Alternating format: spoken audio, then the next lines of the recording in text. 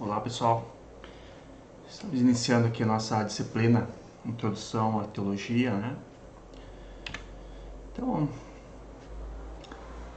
teologia começa sempre com um pressuposto e aqui é um pressuposto de um dos, digamos assim, dos grandes teólogos da nossa, traduzido para o português, teólogo calvinista, né, reformado,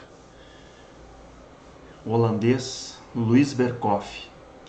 Então ele começa a teologia sistemática dele já não questionando nada se Deus existe, Deus não existe. Para ele deixa bem claro ali, ó, Deus existe e ponto final. Tá? Não tem meio termo. Outra, que ele se revelou em sua palavra divina. Então começa assim a teologia. E você que vai iniciar o caminho do pastorado, que vai para a faculdade, para a academia, você tem que ter esse pressuposto também. Se você vai em dúvida lá, não sabe se Deus existe, conforme o que a ciência tem falado, né, tem dúvidas ainda, eu te aconselho, não vai. Tá? Você tem que ter convicção disso. Você tem que ter muito clara essa noção de que Deus existe, de que Ele se revelou através da sua palavra divina, através de Jesus Cristo.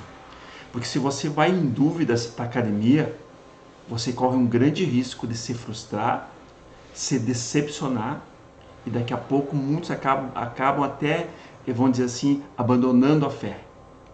Eu tive um triste exemplo quando eu iniciei o meu curso de teologia. Haviam dois colegas aí do mundo pentecostal que queriam porque queriam fazer a teologia. E me lembro que na terceira aula de teologia sistemática, ali sobre Deus, na criação, um deles acabou se abalando ali quando o professor disse que o mundo tinha mais de 4 bilhões de anos. E ele se apavorou. Disse, não, é 6 mil anos, conforme diz as escrituras. E vai explicar, né, para esse acadêmico, para esse aluno, para esse irmão, de que ali os dias não são literais 24 horas. É muito difícil isso. Então, primeira coisa, você tem que ter certeza para que você seja bem sucedido no seminário, na faculdade, no curso de teologia. Depois nós temos o escritor Grant Borne. Ele destaca, né, que são vários motivos do nosso fracasso pastoral hoje, né? E obviamente, fracasso de muitas igrejas. Então ele coloca dois que para ele são essenciais, dois motivos do fracasso pastoral. Primeiro, de que não sabemos ao certo como determinar um dogma, especialmente como obtê-lo das Escrituras. Nós somos taxados, em especial pela ciência, de que nós somos dogmáticos, ou seja, nós abraçamos um ensinamento, uma lei, que para nós é as Escrituras, e nós agarramos esse dogma e nós, não importa se está errado na visão dele, se está certo, nós abraçamos esse dogma, e esse dogma para nós, ele é indestrutível. E nós temos isso, nós somos muito dogmáticos, né? Ou seja, o dogma é justamente um ensino, uma doutrina, que é obtida pelas Escrituras. E só que, lamentavelmente, há muitos equívocos aqui.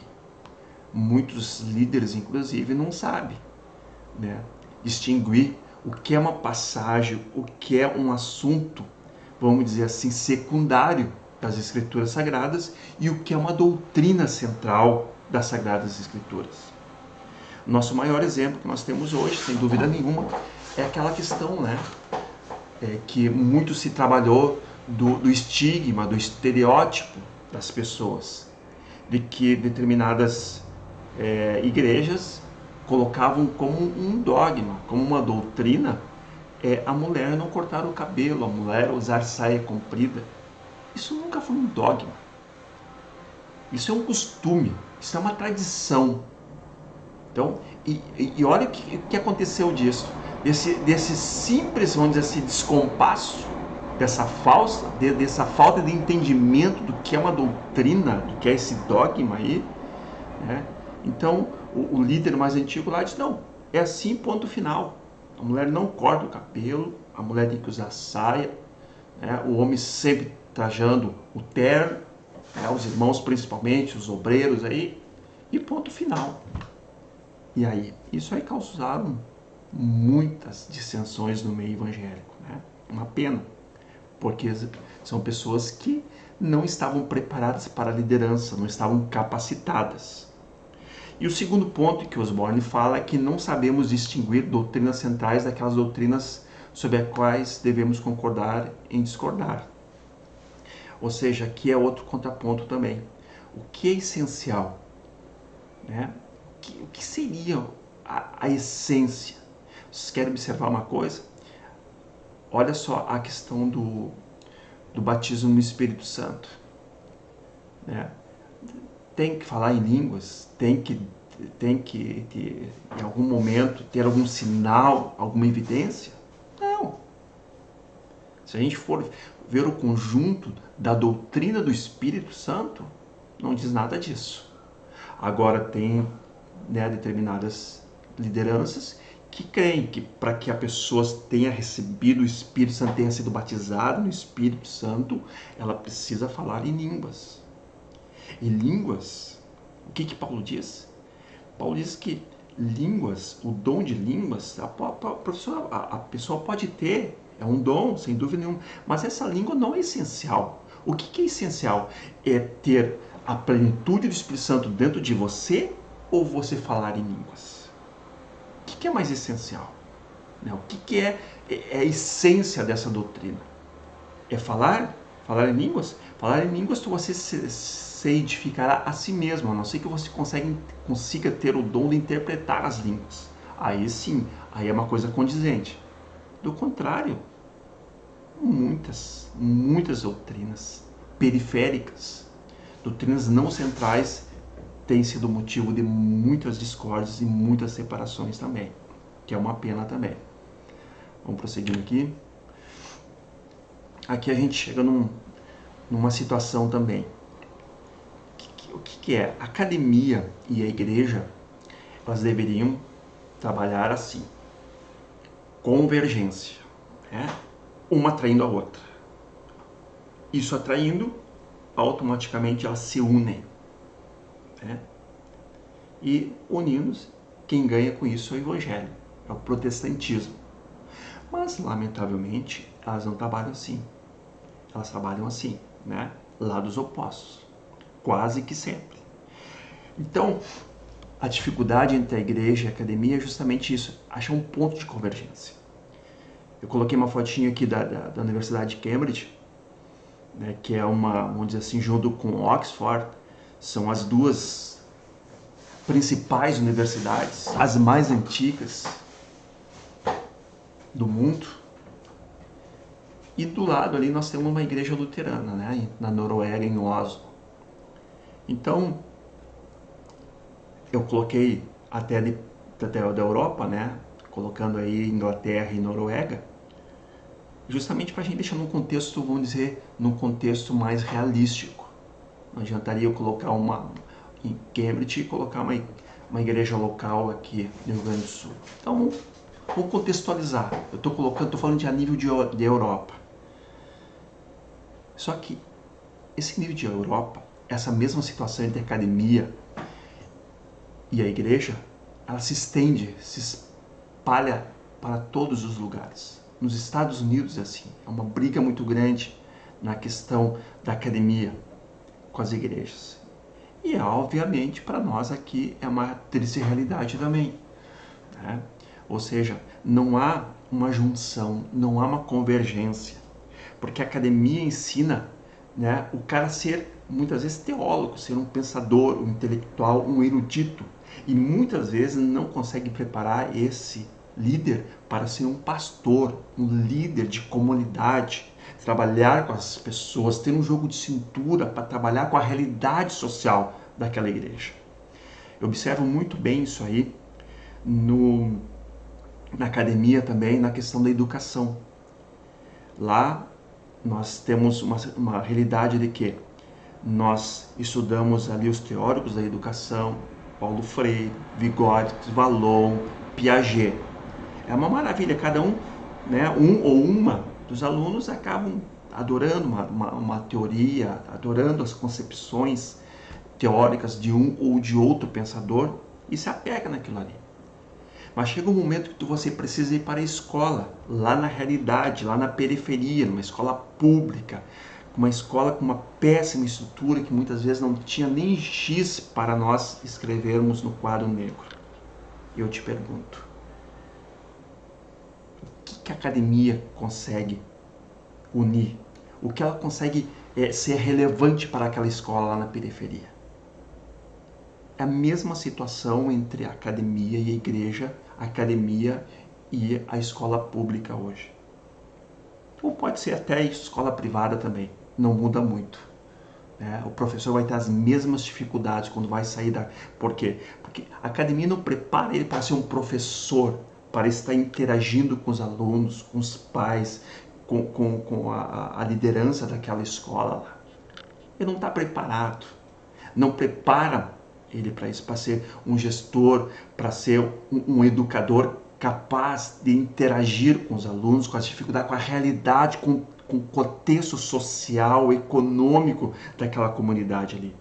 E é muitas vezes os nossos pastores, a nossa liderança, que sai da academia na mesma situação, na mesma circunstância. Ele não consegue falar, quando ele vai para a igreja local, ele não consegue falar a voz do povo. Ele não consegue ser audível, compreensível para o povo. Isso gera vários conflitos, vários atritos, lamentavelmente, nisso, né? Então, dentro disso aí, existe uma metáfora, né, que é a Torre de Marfim. Na Torre de Marfim, o que seria? Seria justamente, eu adaptei o texto, tá? Que aqui serviria mais para os pensadores, os poetas, mas eu adaptei para a nossa realidade aqui. Seria aquele teórico, aquele acadêmico, que está dentro da universidade, lá, feliz da vida, estudando os grandes pensadores, as grandes teorias, né? E então, ali só que ele fica no mundinho dele ali.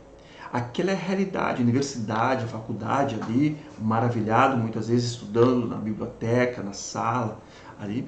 Então, ele, vamos dizer assim, ele fica como que isolado. Ele não consegue interagir, ele não consegue ver a realidade que está passando lá na igreja local. É um outro mundo. Então ele sonha com uma realidade que ele fantasia, naquela visão que ele tem de mundo ali, e ele fica, vamos dizer assim, como que isolado, separado. Por isso, Torre de Marfim. Né? Aquela torre impenetrável, inquebrável, né? Indestrutível. Você dentro dela, você está protegido, você está ali completamente seguro. Só que um dia ele sairá daquela Torre de Marfim e terá que ir para a triste realidade, muitas vezes, de uma igreja que sequer não foi nem construída ainda. Um povo que é semi-analfabeto. Como reagirá esse líder? Como reagirá esse novo pastor, nova pastora? Então, esse é um dos cuidados que precisa ter. Então, é uma pessoa que está completamente alienado de toda a realidade econômica, sociofinanceira, né, lá da igreja local. Isso é uma pena, mas tem acontecido muito. É uma realidade também que tem sido muito, muito frequente hoje. Então, tem um pastor aí com seus mais de 30 anos de pastoreio, que passou pela faculdade, escreveu alguns livros, né? Sindel, ele fala, né? Muito do que vocês escrevem é mantido dentro da Torre de Marfim, e falando aqui para os teólogos, né? Que intimidam as pessoas que não tiveram o privilégio de provar das delícias dos céus, como vocês. A maioria das pessoas se sente distante quando vocês compartilham seus segredos. Isso aqui é uma coisa assim, é um prato cheio, né? É uma realidade assim empírica, real, concreta. Tem muitas vezes, né, aqueles novos pastores, pastoras, novos acadêmicos que vêm da faculdade e ali vai preparar seu sermão e usa lá, né, usa metanoia. Metanoia segundo o grego, pá, é isso, é aquilo. Então, o povo mal sabe ler a Bíblia. Mal sabe ler a Bíblia. O que tu vai falar em metanoia? Tem que falar um contexto. Que se você quer falar sobre mudança de vida, né, uma renovação, você tem que falar dentro de uma perspectiva de mundo, de realidade. Paulo Freire era muito bom nisso, né? Paulo Freire, ele é uma das estratégias de ensino dele, da alfabetização dele, de adultos, muitas vezes adultos que estavam lá com seus 15, 20, 30 anos, sem perspectiva nenhuma, no meio da miséria, na favela, em especial no estado de Pernambuco. Paulo Freire, ele era um exímio mestre, um talento, porque ele falava a língua daquele povo. Se tivesse que falar gíria, ele ia falar gíria para que a sua mensagem fosse completamente audível e compreensível.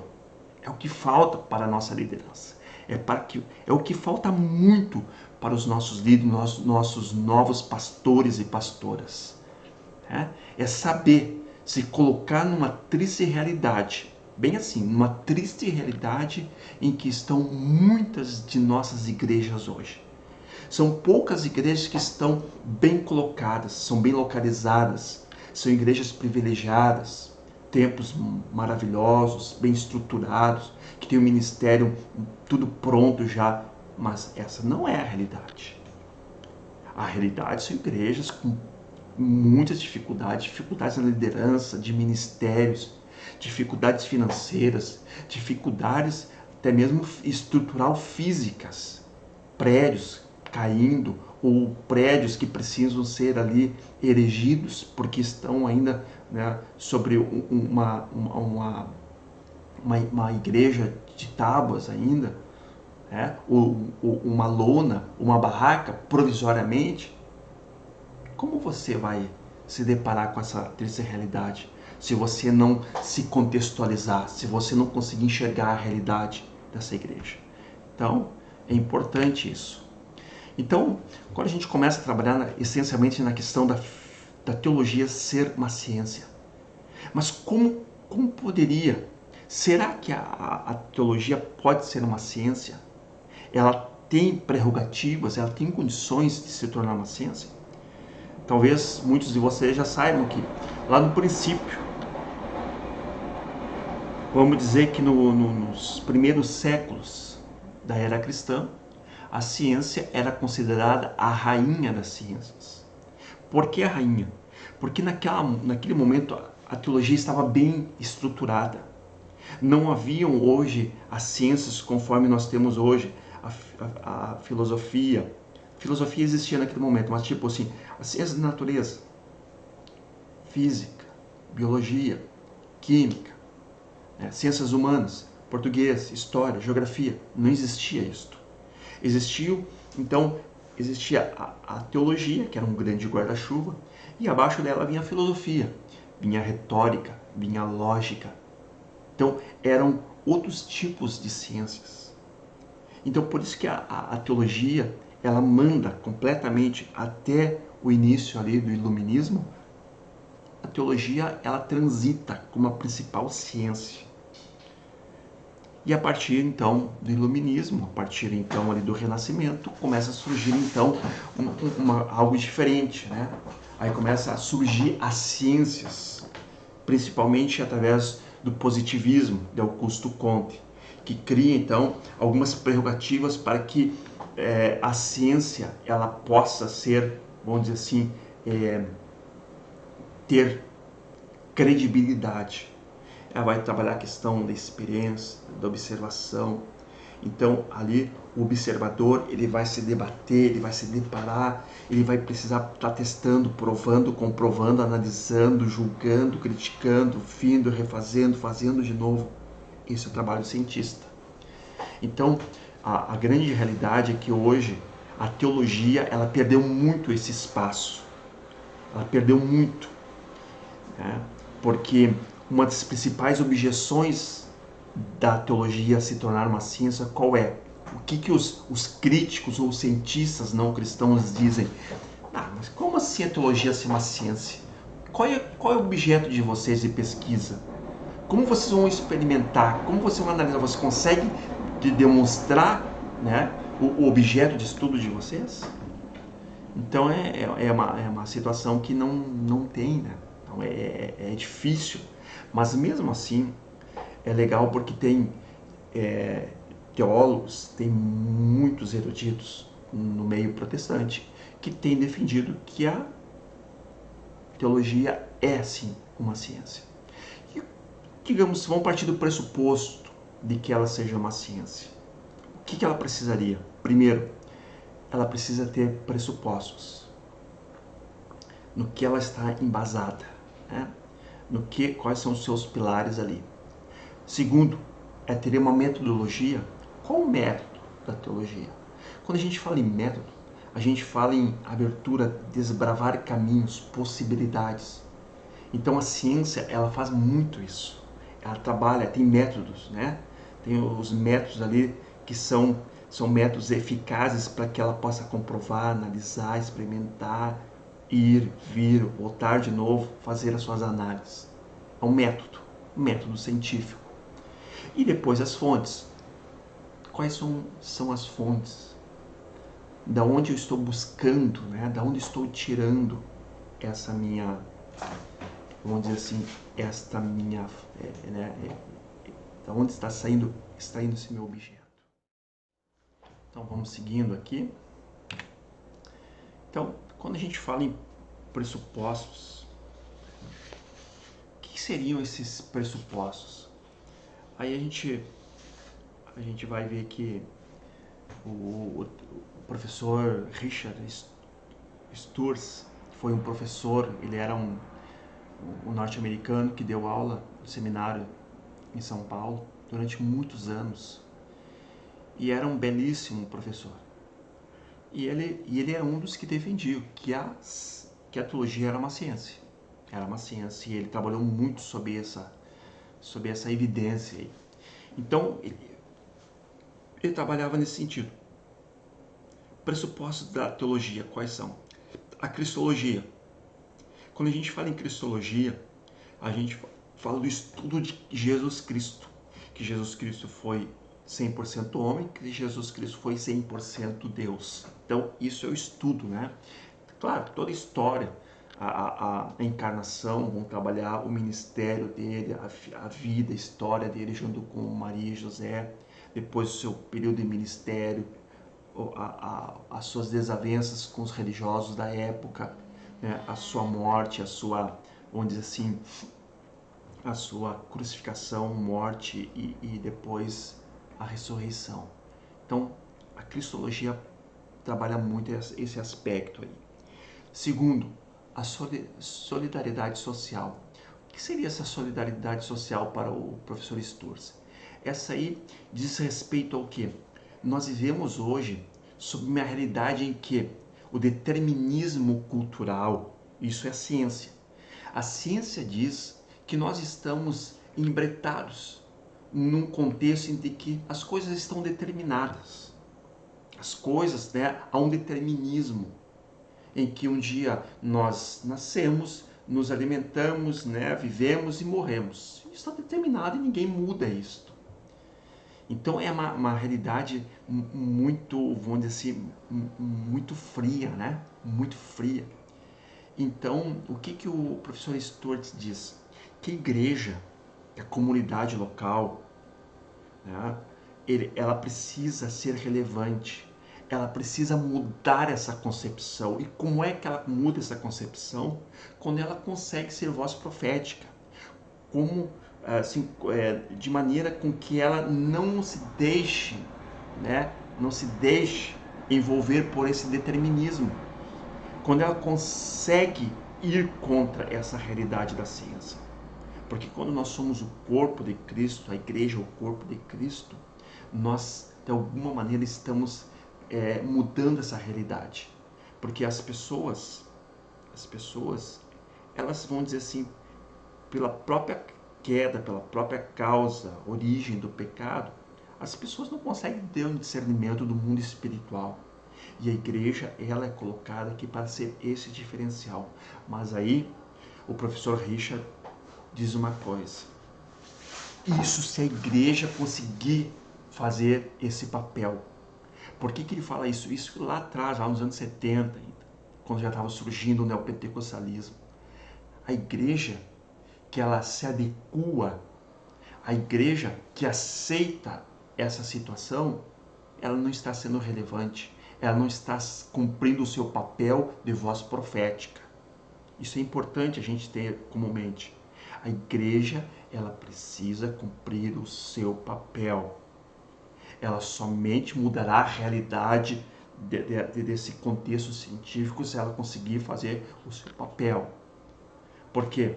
Porque numa concepção científica, o camarada que está nas drogas, vamos dar um exemplo, num apanhado geral, aquele camarada sempre ficará, né, viverá entre as drogas ali. Não, a igreja, ela tem um papel de intervir muitas vezes, de anunciar para essas pessoas que estão nas drogas e mudar a realidade.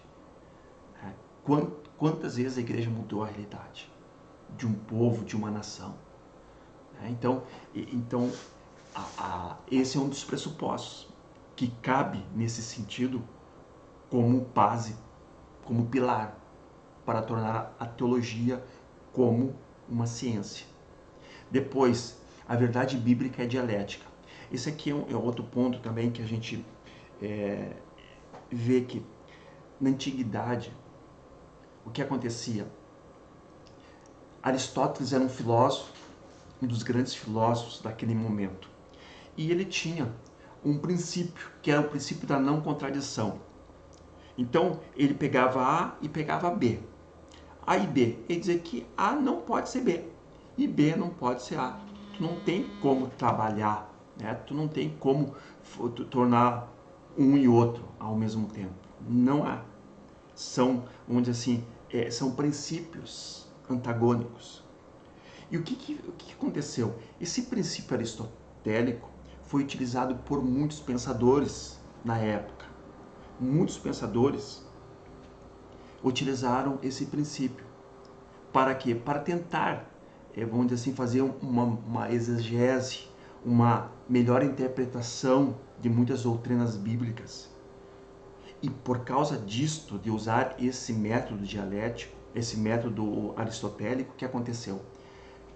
O método aristotélico, ele não servia, ele não serve para o nosso contexto de igreja.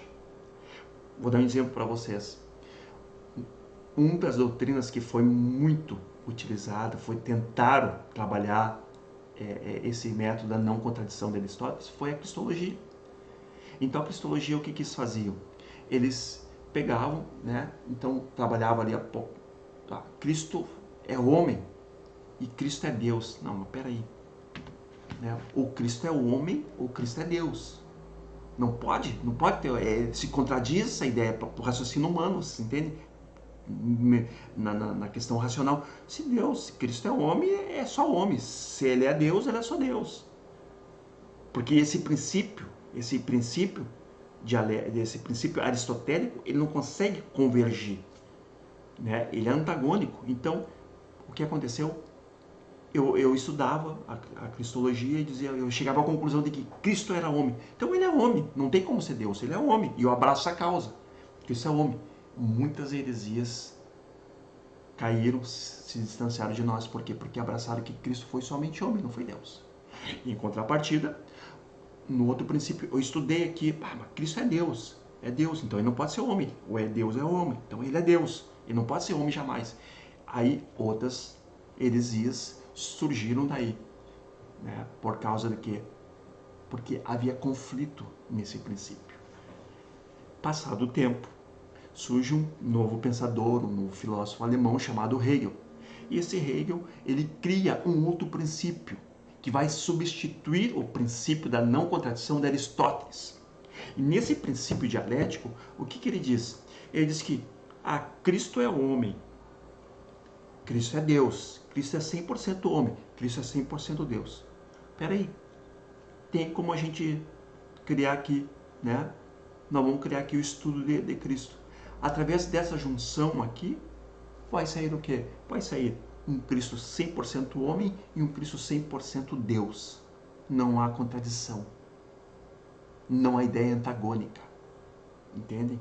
Então, esse princípio dialético, ele é utilizado hoje, a ciência tem utilizado muito ele, porque ele, vamos dizer assim, ele age de uma maneira mais lógica, né? Ainda que em muitos momentos a lógica não é o principal. Então, ele consegue trabalhar de tal maneira mais harmônica. E nós, a teologia, utilizou, já lá no final do século XIX, ele adota o método dialético. Para quê? Para que a gente possa, de alguma maneira, chegar a um sentido. Porque não adianta. A realidade é que tem coisas que é muito difícil. As nossas doutrinas, muitas coisas, nós precisamos ter a razão, mas nós precisamos ter a fé. Precisam estar as duas juntas, né? Então, nesse sentido, o método dialético, segundo o professor Richard Sturz, ele é, né, vamos dizer assim, um dos princípios que a gente pode utilizar até hoje. E depois, ele vai trabalhar sobre a natureza, né? Natureza e a identidade. Ele trabalha nesse sentido aí. Então, esses são os pressupostos da teologia. Cristologia, solidariedade social, a verdade bíblica, a dialética e a natureza e identidade, né? Aí a gente entra aqui na metodologia. O que seria essa metodologia?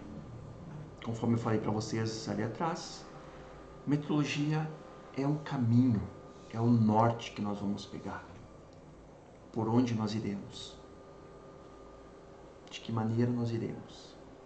Então, a metodologia, ela serve para isso. Ela nos baliza, né? Ela nos ajuda nesse sentido a ver como nós vamos proceder. Então, tem um teólogo antigo, lá do final do século XIX, né?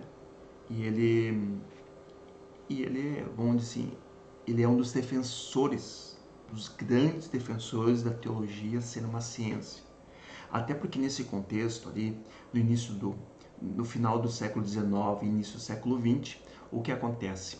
Está acontecendo uma grande explosão nos seminários teológicos.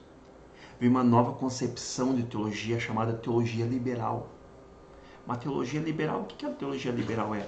Ela simplesmente diz assim, olha, se Cristo existiu, não existiu, se a Bíblia é a palavra de Deus ou não é, se Cristo ressuscitou ou não ressuscitou, a encarnação de Cristo, é mais ou menos assim, teologia liberal. Eles trabalhavam muito o Cristo histórico, né? O Jesus, o homem que viveu lá em Nazaré. Então, o que acontece?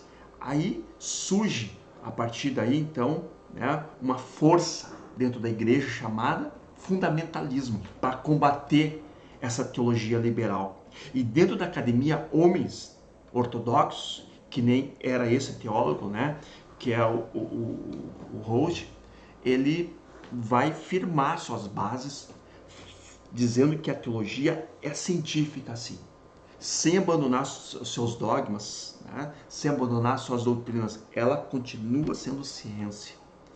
Então, a partir daí, o que ele faz? Ele diz que, primeiramente, o método é especulativo, né? Ele utiliza essa questão. O que seria esse especulativo? É o processo de pensamento. Ó. Supõe que se alcance a verdade pela faculdade da razão. Ou seja, tu vai utilizar a razão num processo não de ficar especulando, não. Tu vai usar a intuição, a percepção. Tu vai, através desse procedimento aí, tu utiliza a razão. Né? Há essa peculiaridade aí. Junto, é mística. Então, olha a metodologia dele. É especulativa e é mística. Essa mística não tem nada a ver, né, com misticismo. Primeira coisa, a gente vai imaginar com misticismo, não. Essa mística aí é um processo que advoga a confiança nas emoções, no que diz respeito ao aspecto religioso. O que a gente pode aprender dessa mística de Rhodes? É de que o ser humano, ele é um ser religioso. Agostinho já dizia isso. Nós somos seres religiosos. O homem anseia por essa coisa, né, divina. Por isso a gente compreende, nesse contexto assim, o que disse Salomão lá em Eclesiastes. Que Deus colocou a eternidade no coração humano. Porque o homem anseia em viver, anseia por algo superior, alguém superior. Ele anseia. Então essa mística aqui trabalha muito nessa concepção. Bem diferente quando eu estou dizendo assim, de trabalhar com questão da êxtase, né? Da êxtasia, do momento ali de karma, de tantas coisas assim. Não é nada disso. O místico trabalha a questão, a emoção, juntamente com esse anseio, dessa compreensão de que há um ser maior, há um ser, né, que é divino.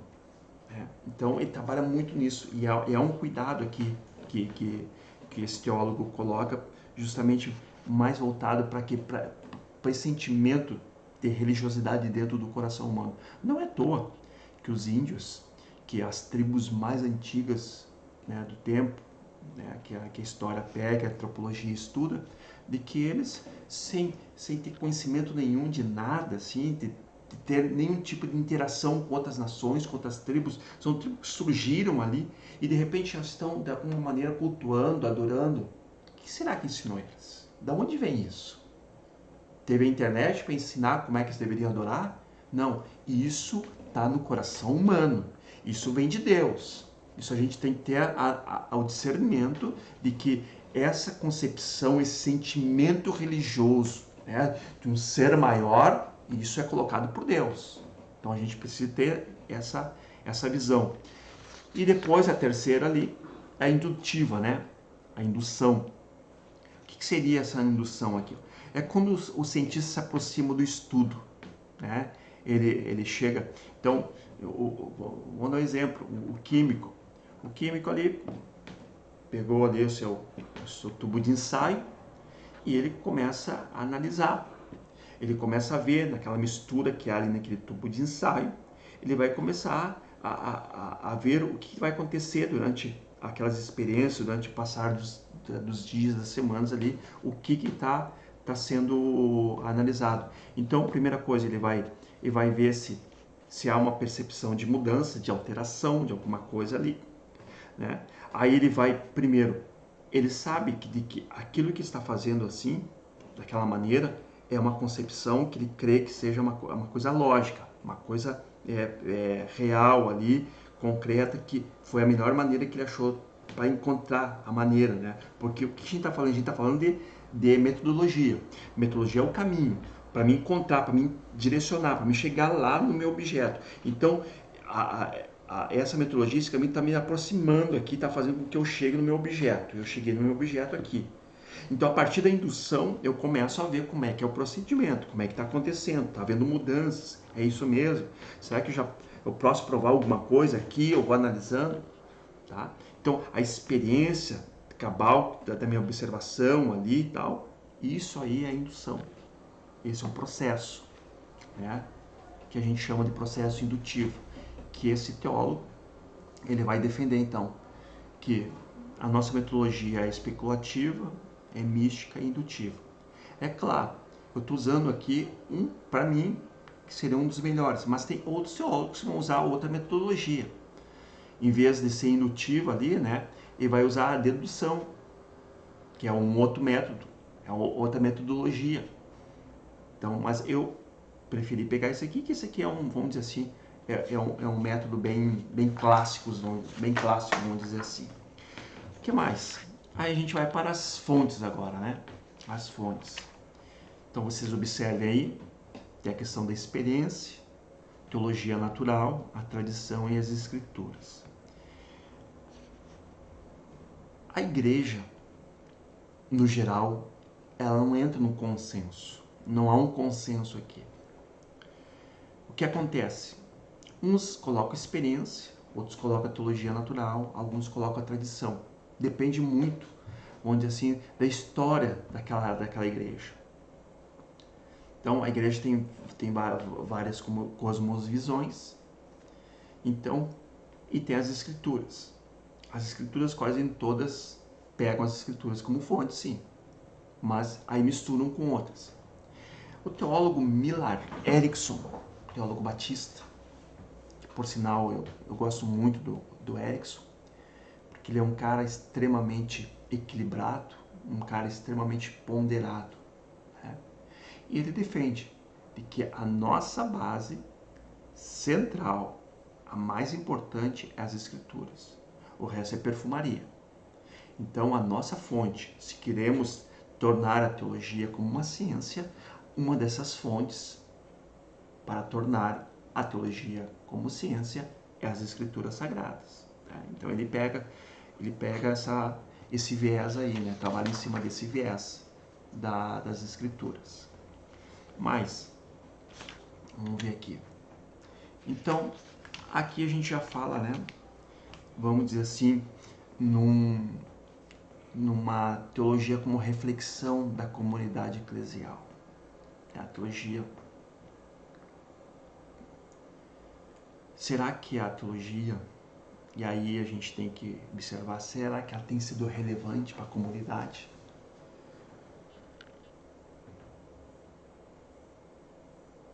Será que ela consegue falar de maneira compreensível para a comunidade? Então, o próprio Erickson, o que ele vai dizer aqui? Porque não adianta, é aquilo que a gente falou lá no princípio.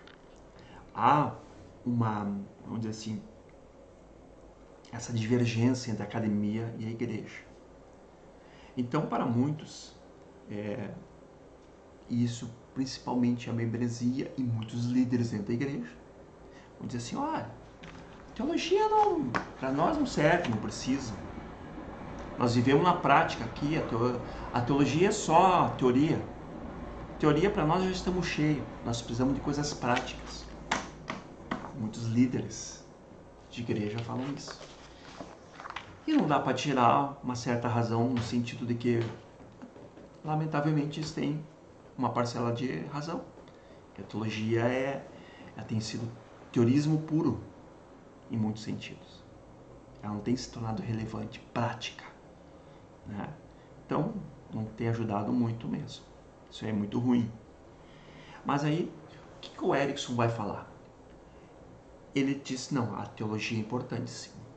E a igreja precisa ter essa concepção de que a teologia é importante, inclusive para a igreja local.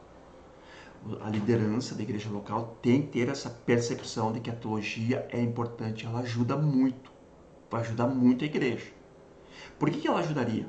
Primeiro, a teologia é importante porque corrige doutrinas essenciais para o relacionamento entre cristão e Deus. Isso é um ponto. Quantos erros? Vou dar um só. A doutrina da Trindade.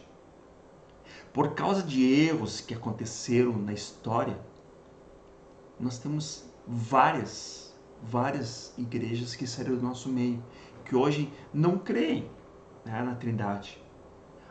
Tem um grupo que crê somente em Jesus Cristo. Somente Jesus Cristo. Né? Ele é somente Jesus Cristo. Não se fala em Deus e Espírito Santo. Isso é um erro lá de princípio, no entendimento das Escrituras. Nós temos hoje uma falácia chamada teologia da prosperidade, que está nos arraiais aí, inclusive de algumas igrejas protestantes que nem são neopentecostais, são históricas, meio que abraçando, meio que namorando a teologia da prosperidade, porque querem ser prósperos. Isso é um erro, isso é uma heresia dentro da igreja, que tem minado a igreja. Então, o que vem? A teologia serve justamente para isso. Para quê? Para corrigir doutrinas essenciais. Será que essa teologia da prosperidade realmente é de Deus? Será que Deus faria isso mesmo? Quer dizer, tu barganhar com ele, tu vai dar 10 para receber 100, receber 1000? Que é mais ou menos uma linha, né, lógica da teologia da prosperidade? Não, não é assim. 2. A teologia é necessária porque a verdade e a experiência estão relacionadas. Então, o que acontece? Lembro aqui direto agora da igreja de Coríntios. A igreja de Coríntios era uma igreja que tinha dons, tinha talentos, muita liderança. Mas o que acontecia? Eles tinham experiência com Deus, experiência dos dons. Mas em compensação, eles não conseguiam ter o equilíbrio de ter o ensinamento, de ter o estudo, de colocar em prática aquilo que eles estavam usando seus dons ali. Eles não tinham como balizar isso pelas escrituras. E por isso que a igreja se perde. A igreja, nesse sentido, ela é nanica na fé, né? Ela é criança. Apesar de todos os dons e talentos que aquela igreja tinha, ela não tinha conhecimento nenhum praticamente das escrituras, da lei de Deus, né? E isso nós temos muito hoje aqui. Nós precisamos ter esse cuidado, porque a experiência ela é importante, mas ela não pode ditar as regras de uma comunidade de fé. Quem dita as regras é as escrituras sagradas, é a teologia. A teologia, ela consegue nos auxiliar, consegue nos ajudar a colocar, né, um ponto de equilíbrio. Porque quando uma igreja ela é altamente vivendo a experiência, ela descamba para Coríntios. Quando a igreja descamba demais para a razão, né, somente para a teologia, para a reflexão, ela descamba para o racionalismo. E nós temos muitos exemplos disso hoje. Então, esse cuidado precisa ser bem colocado como uma das prioridades aqui, para que a gente não descampe para um lado ou para o outro. E terceiro, ali que o Erickson fala, a teologia se faz necessária em vista do grande número de alternativas e desafios que circulam na atualidade. Para vocês, hoje, o que nós temos vamos dizer assim, de pensamentos, né, filosóficos que têm imperado no meio da sociedade? Nós vivemos sob o humanismo. O humanismo tem tomado conta. O existencialismo já tinha, né, logo depois da Segunda Guerra Mundial. Depois o humanismo. Nós estamos vivendo hoje sob uma era chamada pós-moderna, e numa das concepções dessa concepção pós-moderna, esse pensamento, o que ele diz? Que não há verdades mais. Eu tenho a minha verdade, você tem a sua verdade. Não há uma verdade absoluta. Não há mais uma verdade o qual nós tenhamos que buscar que nem era no passado. Eu tenho a minha verdade. Eu tenho razão sobre isso, você tem razão sobre aquilo que você está falando. E vivemos e continuamos assim. Para nós isso não serve. Nós temos absolutos. Nós temos absolutos como a justiça, a questão ética, moral, princípios, né, de cristãos. São princípios que nos balizam, que Cristo nos ensinou. Então, e nós temos uma verdade. Para nós, Cristo é a verdade. As Escrituras, para nós, é a verdade. Então, nessa concepção de mundo, nessa concepção secular, para eles não têm esse norte. Nós temos. E nós temos que brigar por isso. E muitas igrejas, lamentavelmente, estão descambando porque deixam que o humanismo entre nas suas igrejas, que o existencialismo entre dentro das suas igrejas, que essa concepção pós-moderna entre dentro das igrejas. Isso é um erro. A teologia, ela ajuda muito nesse sentido também. O que o Erickson vai falar? Então ele diz que a solução para a confusão não está em simplesmente determinar quais dessas visões são falsas e tentar refutá-las. Quando queremos detectar produtos falsos, analisamos produtos originais a fim de usá-los na comparação. De modo semelhante, a compreensão correta dos ensinamentos doutrinários do cristianismo é a solução para a confusão criada pela multidão de vozes que reivindica a posição de portadora da verdadeira fé. O que Erickson está dizendo? Erickson, ele simplesmente diz assim, ó, nós não precisamos se preocupar com as doutrinas dos outros. Ah, os fulano aqui estão dizendo que o Espírito Santo é uma força. Deixa que digam que é uma força. Para nós é Deus. É a terceira pessoa da Trindade, o Espírito Santo. Ah, aqui estão dizendo que só Jesus Cristo. É só Jesus. Nós somos unicistas, só Jesus. Deixa eles. O que nós temos que provar aqui, o que nós temos que aprender e crer aqui é na Trindade. Nós cremos na Trindade. Se eles crerem só em Deus e que o Espírito Santo é essa força, né? Deixa. Ou Jesus aqui é só Jesus. Nós temos que aprender mais da teologia da Trindade, dessa doutrina essencial. Porque quando nós aprendemos, aí nós vamos ver estão errados e estão errados. É pegar o original.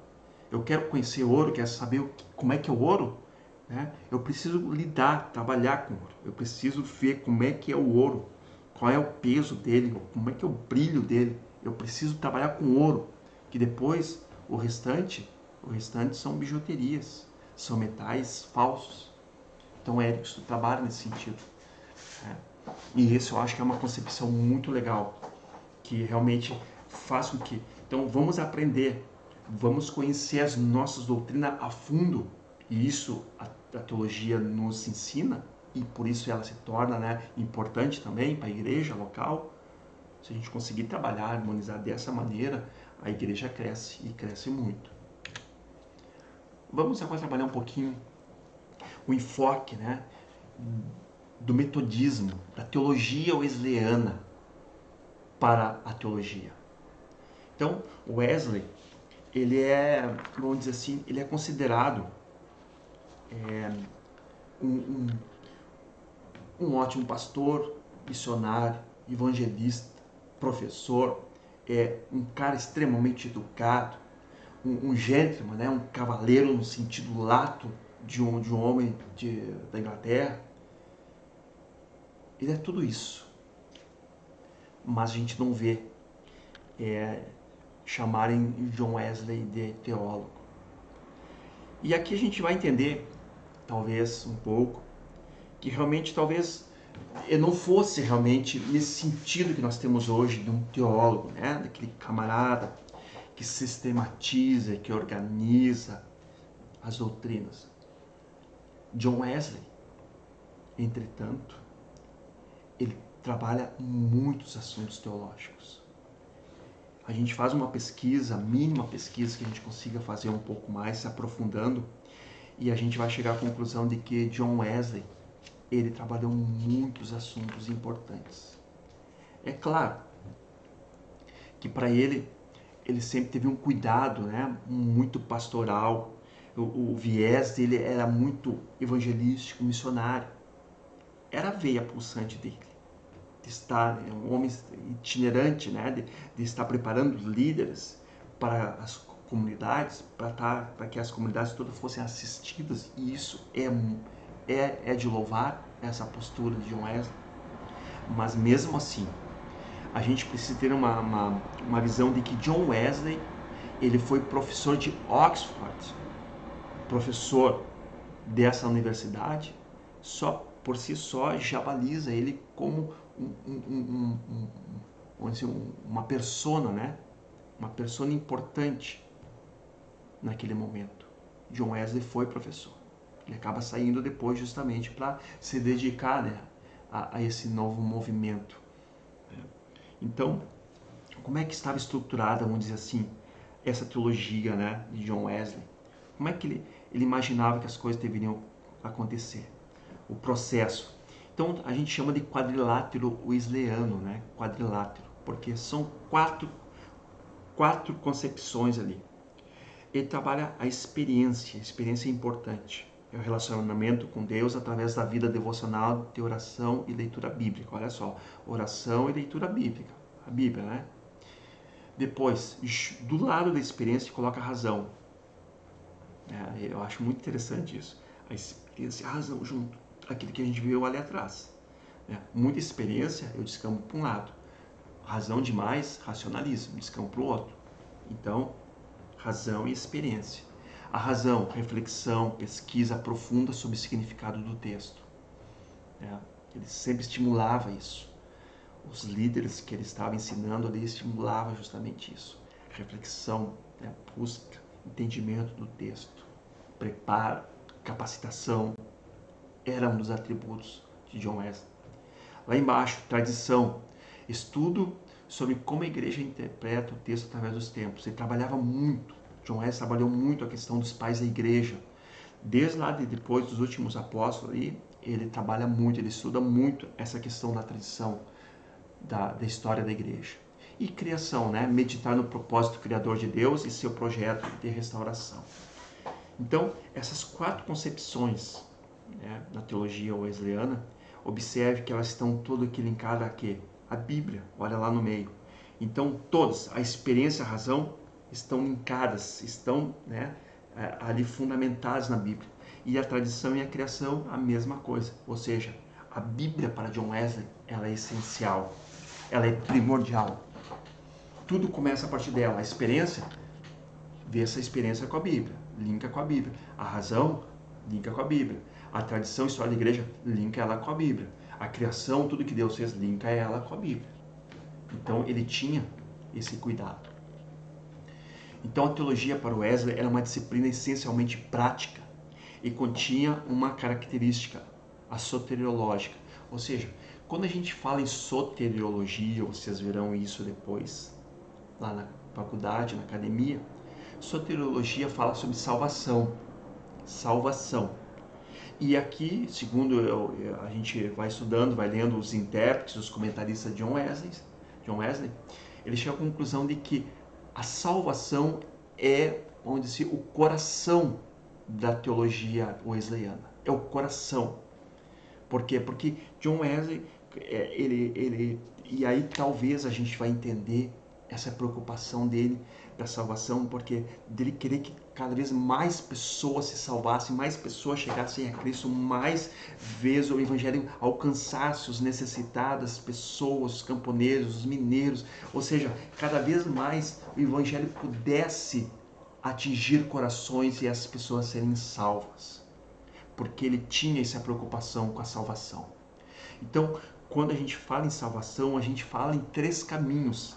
São 3 caminhos que se fala em salvação. Quando se fala em salvação, nós falamos no arminianismo, que é a concepção que nós seguimos, Arminianismo é um modelo. A gente fala do calvinismo, é um segundo modelo, é uma segunda concepção, calvinismo. E o terceiro, o universalismo. Então, essas 3 concepções aqui são 3 caminhos que o sujeito tem, que a teologia dá, concebe para que a gente possa fazer uma escolha. São 3 viés, 3 caminhos. E nós somos da ala arminiana. Eu não vou me deparar nisso aqui, porque esse aqui a gente começa a falar num deles, assim a gente vai ter que explicar os outros, então não temos tempo para isso. Mas isso vocês verão na frente lá. O que mais que a gente vê aqui? Um dos comentaristas de John Wesley diz que, longe de ser uma atividade especulativa, o objetivo declarado da teologia, na perspectiva wesleyana, é fomentar a santidade, a renovação da imagem de Deus no ser humano e a restauração do mundo criado, conforme o propósito de Deus. Por essa razão, o solo que nutre situa-se na vida em comunidade e no caráter missionário da igreja. Vocês viram? Ele nunca foi justamente esse cara teórico, Esse camarada, jamais alguém poderá acusar um dia John Wesley de estar na Torre de Marfim. John Wesley é justamente o contrário. Ele nunca esteve numa Torre de Marfim. E isso que ele esteve em Oxford. que era a maior universidade daquele tempo, juntamente com Cambridge. E ele nunca foi taxado de estar na Torre de Marfim. Pelo contrário, conforme eu falei, essa questão da salvação, né, no coração de Wesley, a preocupação com a salvação. E por isso que ele trabalhava a questão da santidade, né? Santidade, santidade, santidade. Porque ele tinha isso pulsava, né, no seu coração, em suas veias. Por isso, essa teologia tão prática, tão dia a dia, tão em interação com as pessoas, com a sua liderança, com homens, com mulheres ali. Então, nesse sentido, jamais a gente pode dizer que John Wesley foi um teólogo, né, sistemático. Um teólogo que organizou, que elaborou, né, que sistematizou as doutrinas do Senhor. Ele trabalha várias doutrinas.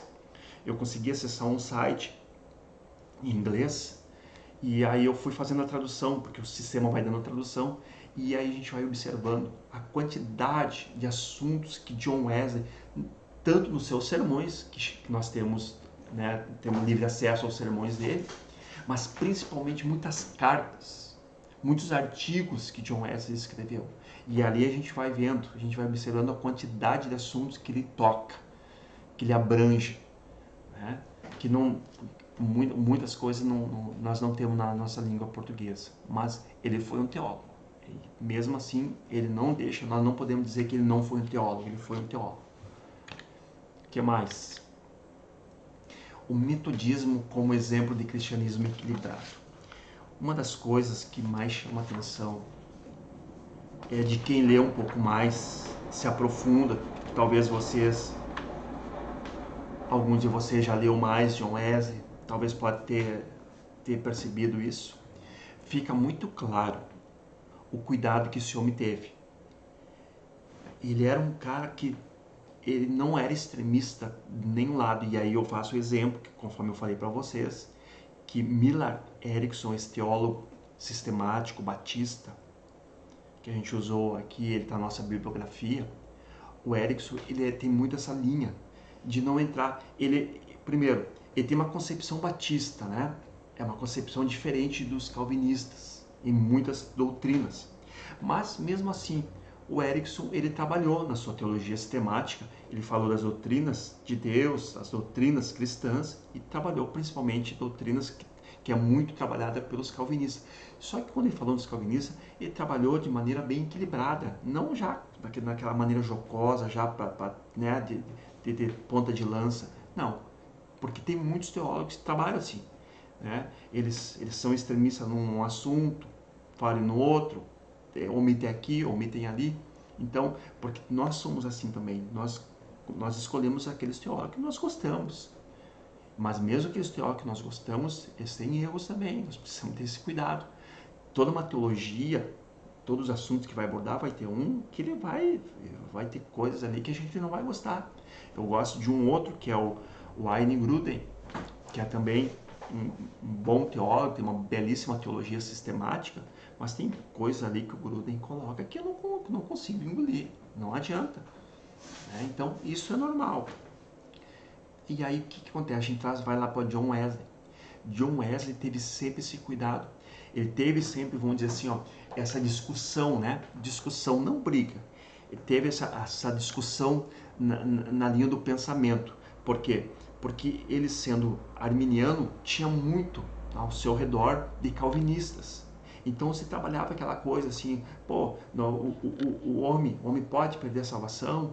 Não, o calvinista diz, não, o homem não perde salvação, o homem é um escolhido, os predestinados estão escolhidos, aquela coisa. E John Wesley, não, vai da liberdade cristã, não, o calvinista vai dizer, não, é a soberania de Deus.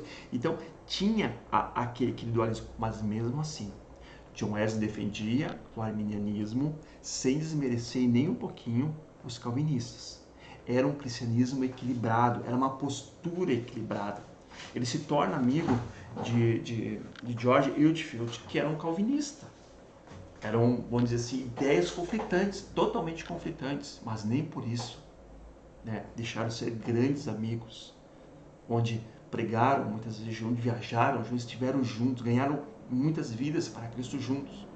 Porque John Wesley tinha esse equilíbrio. E esse equilíbrio na vida do acadêmico, na vida pastoral, na vida da igreja é essencial.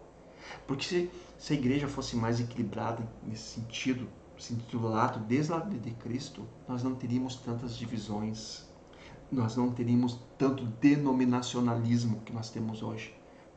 Por que há tantas denominações cada dia surgindo mais? Porque eu não concordo com fulano, com Beltrano e tal, eu tenho uma concepção, né, mais radical, eu sou radical, eu não consigo ter um ponto de diálogo, de equilíbrio. O que acontece? Se eu utilizo um pouco mais uma postura extremista, o outro também extremista, vai quebrar. Né? E John Wesley passa para nós, um dos grandes legados dele é esse equilíbrio. É uma marca dele, a questão do equilíbrio. Aí está um exemplo, né? Tipo assim, ó, sobre a Bíblia. Como é que John Wesley via a Bíblia? A Bíblia deve ser compreendida como o livro da igreja. B.